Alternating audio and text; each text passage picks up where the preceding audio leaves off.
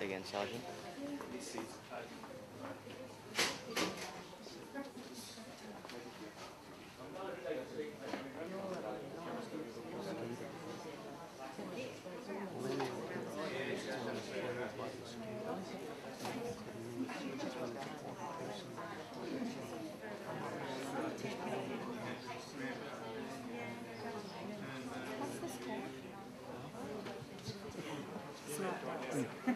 The funniest thing I've ever seen Remembrance Day, of course, is where we remember those that have fallen and those that never came home, to make this country what it is today.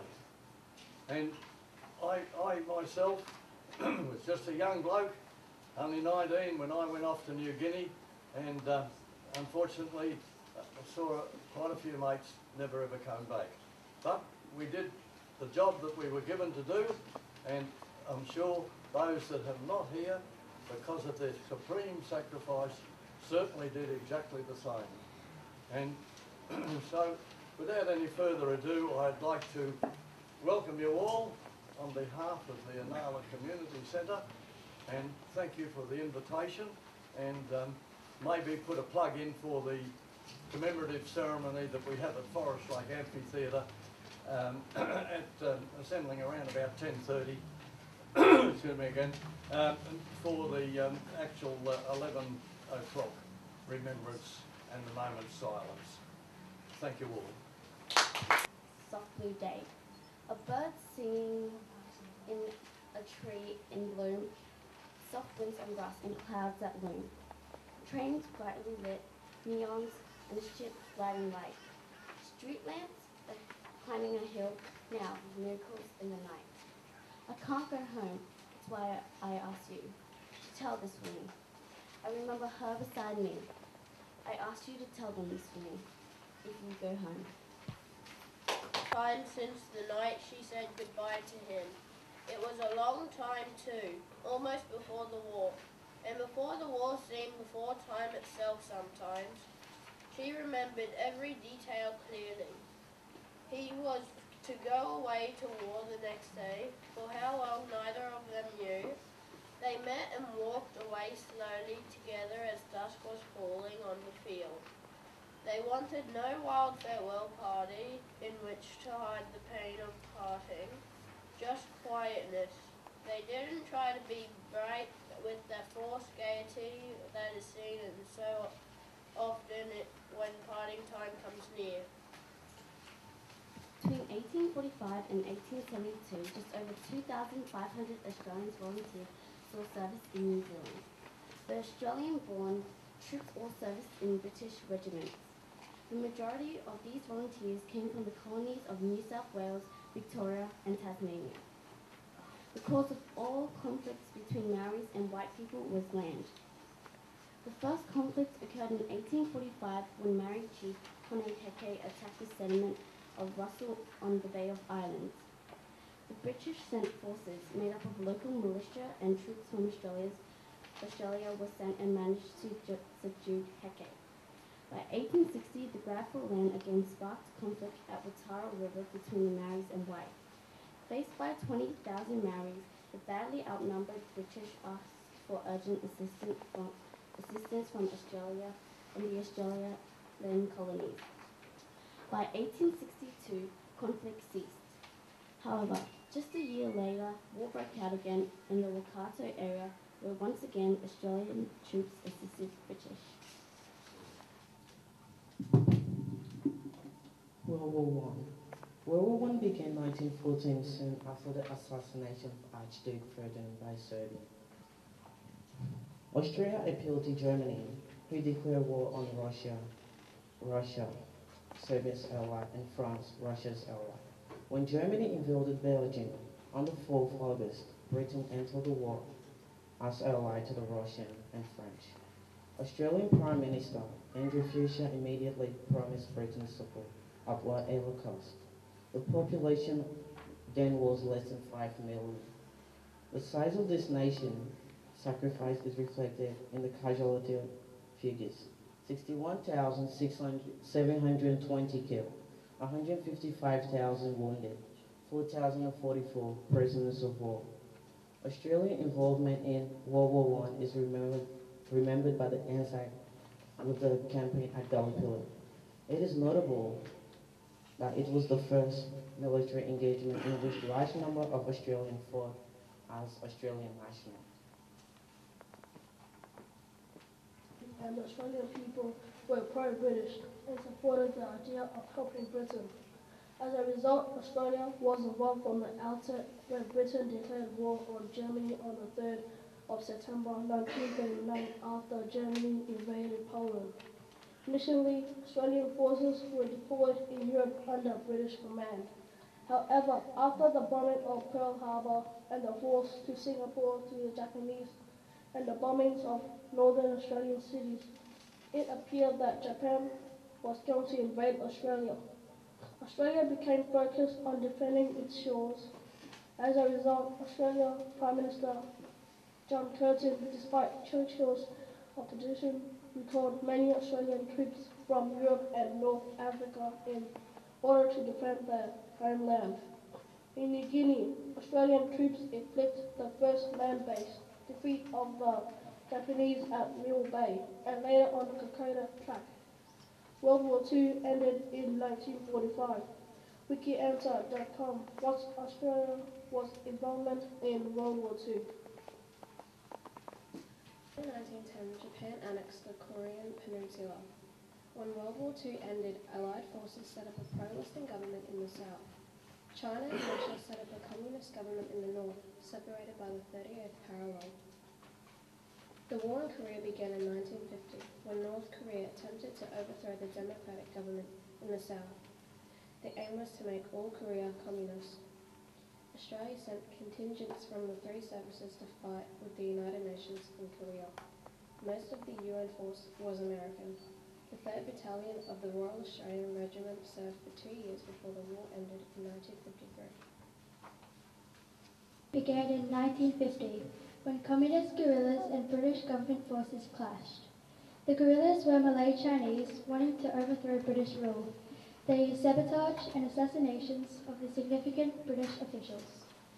Australia sent units of the three services to assist Britain and the Malay government to fight communist terrorists. They used sabotage and assassinations of significant British officials. They served on 2-year rotations. The conflict ended in 1960. The Malaysia conflict was initiated by Indonesia. Malaysia was set to become independent of Britain in 1963.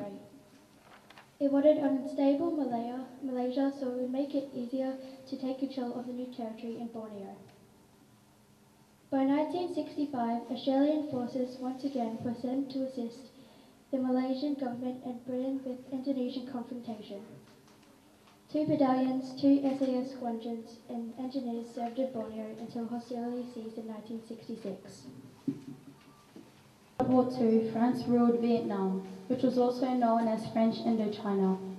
During the Japanese retreat from the country during World War II, the Vietnamese people set up their own government led by Ho Chi Minh.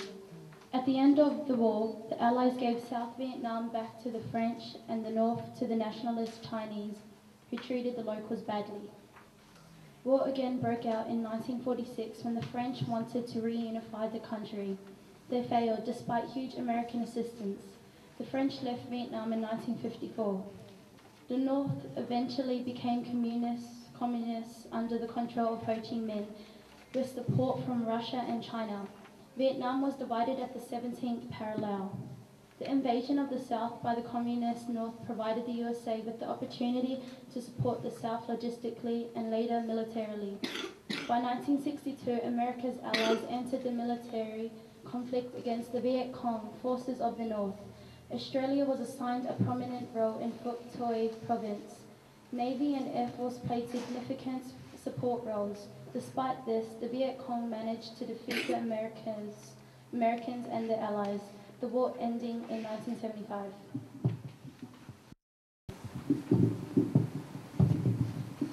In 1990, Iraq invaded its oil-rich neighbor, Kuwait. The United Nations Security Council said it did not want Iraqi withdrawal from Kuwait for the 15th of January 1991. United States assembled multinational. Let's keep going. Forces from 30 countries. They were against Iraqi possessions in Kuwait and Iraq itself. The size and accuracy of these strikes destroyed Iraq's ability to defend itself. On the 26th, Iraq announced its withdrawal from Kuwait. 100,000 Iraqis were killed, while coalition forces suffered 166 deaths, mainly from friendly fire. They refused to hand over Osama bin Laden and the terrorists, so the US and the United Nations coalition forces attacked. This resulted in the Taliban government being thrown out. Many terrorist camps were destroyed, and a pro-Western leader of the government installed. The Americans shifted military operations from Iraq to Afghanistan. The Taliban continues to attack both US and NATO forces. It is our awareness of the sacrifice servicemen and women made when they left home and family to serve and protect our nation. The lit candle links us to each of those theatres of war.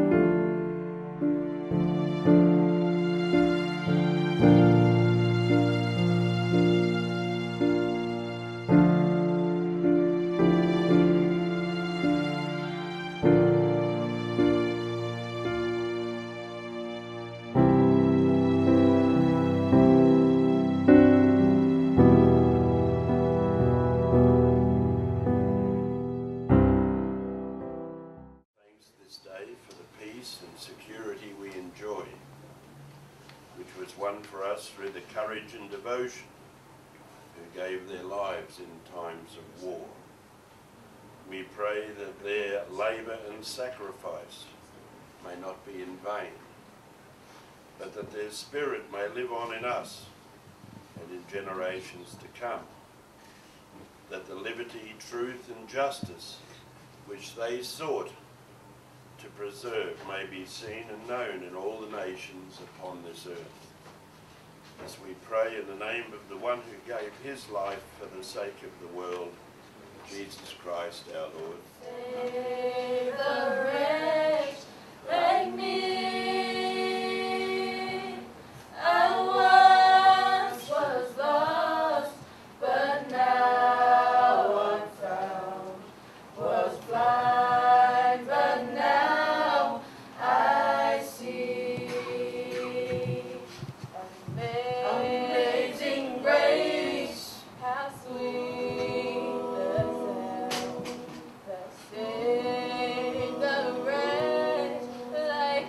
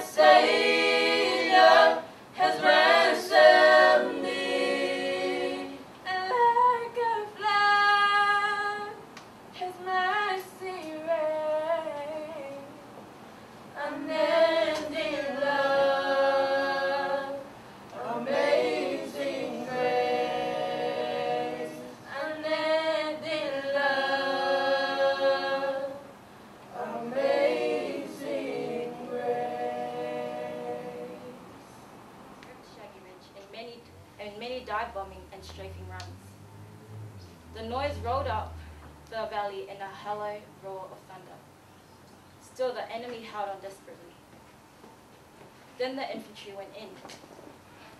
A company of the 216th Battalion scaled the precipitous rock face, leading to the pimple, fighting the enemy hand to hand, foxhole to foxhole, along a track so narrow that there was barely enough room for two men to walk side to ask orderly first to come.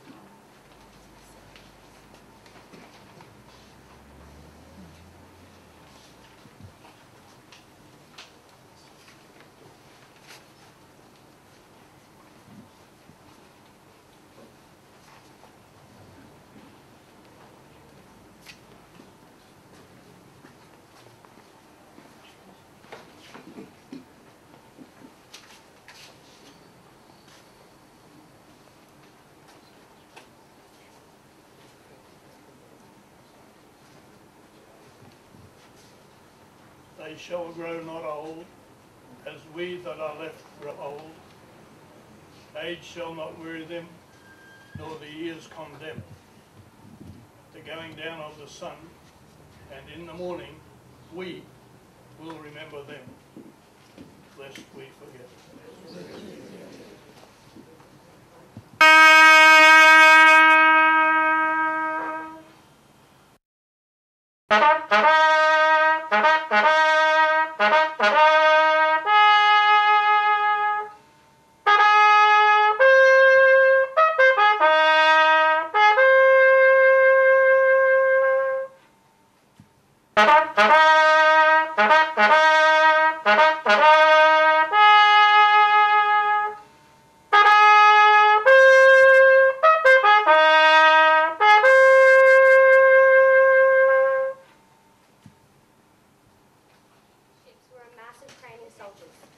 Most of them had been away for more than 2 years.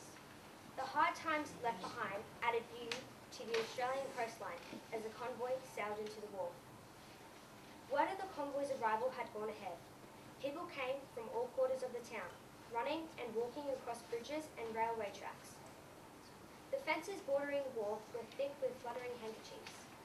When the local troops began to disembark, the crowds waved and called greetings. The air smelled of happy homecoming. Now I'd like to invite Audrey Prescott to read the poem that highlights the roles of cadets.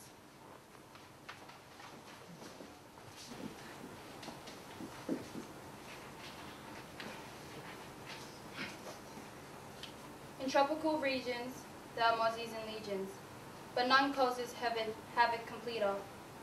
Then one little devil who's not on the level, it's Mike the malaria mosquito. The world's aviation has yet no creation. Like Mike in his red striped single-seater, had bad trouble is coming, can you hear the humming of Mike the malaria mosquito? He is sure a glutton, and he won't eat mutton. No sir, nor is he a beef eater. For Mike likes consuming the blood of a human, does Mike the malaria mosquito. So please heed my warning, at sundown or dawning, although you may dwell in a heater, just keep yourself covered, lest you be discovered by Mike the malaria mosquito. In time's smallest fraction, you'll be out of action. If once he injects his salt pepper, Peter, the world's greatest vermin is not Jap or German, it's Mike the malaria mosquito. And how beautiful, how moving and how appropriate is this service today, commemorating the 11th day of the 11th month, which commemorates all of our fallen. And I say beautiful and moving and appropriate that we could all be here in an art gallery to commemorate this very special day on Sunday, and how also appropriate that all of us are gathered here from all different parts of the world. Myself being born in France, people here that I know being born in different Pacific islands, the people here that I know being born in different parts of the world. But we're drawn here with one commonality, and that's we're the beneficiaries of the freedom that we have here in Australia from those who have come before us. and fought for that freedom.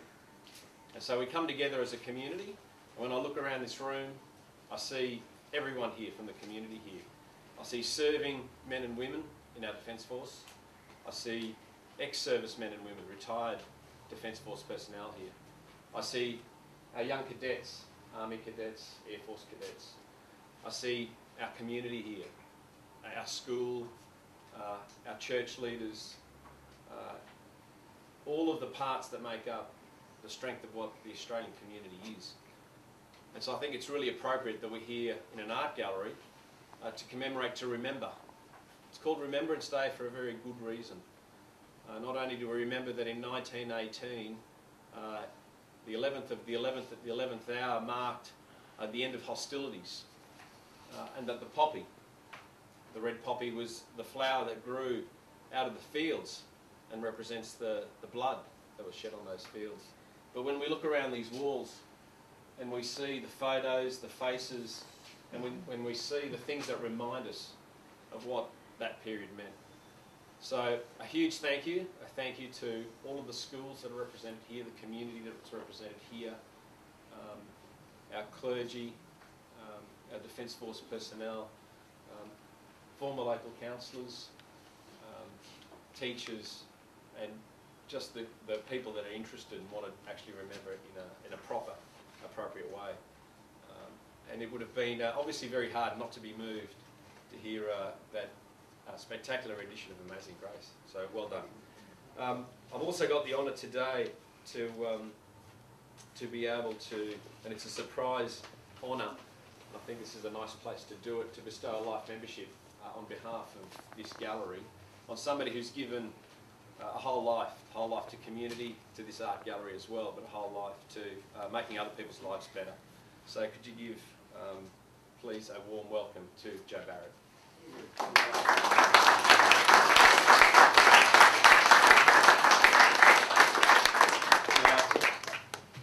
Joe's a little bit shy and he won't. I can see the shock in his face. But, Joe, well done. It's a big thank you from everybody here, the community and the art gallery, for everything that you did for this community for many, many years.